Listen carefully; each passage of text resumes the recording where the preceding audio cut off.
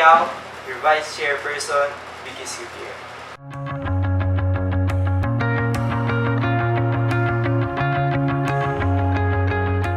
Okay, so ang pagkakaiba ng student governance at student representation. Student representation, siguro yung pagkakaisa-isa nung yung pag-voice out mo kung ano nga ba yung gusto mo sa mga particular subject, kung ano yung mga gusto mo sa mga issues, kung ano stand mo dito, yung mga projects na gusto mo. Siguro yung student governance, mas maganda to pag meron talagang student representation. Kasama talaga yung bawat isang scholar para sa bayan.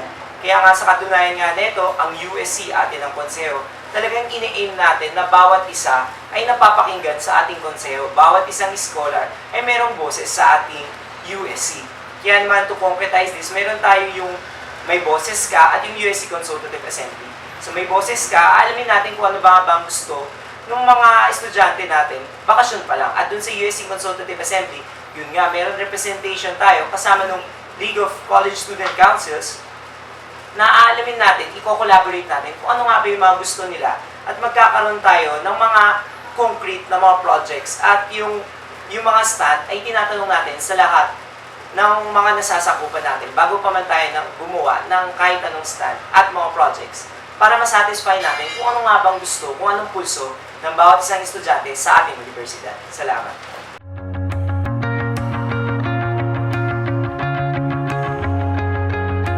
Sa totoo lamang, napag-uusapan pa lang namin sa BPCUM at hindi pa kami nakakapag-finalize kung ano nga bang stand natin sa EDGA. Pero pag tayo nanalo sa USC, dapat yung mga ganito, yung mga stand natin sa issue, ay dapat pinag-uusapan at hindi lang isang mayorya, yung kung ano ang stand nila, ay yun lang ang nasusunod. Dapat kung anong stand ng mga estudyante, dapat kasama to, dapat tinatanong natin. Uulitin ko lamang sa USC Consultative Assembly, doon natin gagawin to, yung mga stand ng bawat isa per student, kukuhain natin siya, tapos gagawin natin per block, tapos per college, together with the League of College Student Councils, tapos iakyat natin to sa USC. So magkakaroon tayo ng stand na talagang gawa ng bawat isang estudyante dito sa ating universidad. Para naman makonkretize to, gagawa tayo ng mga kampanya, ng mga infographics na talagang ma-i-inform talaga natin yung buong universidad at yung kampanya natin ay magiging mas okay at mas magaling kasi inform na lahat ng mga estudyante at yung mga involved na mga parties natin. So, ayun, maraming salamat.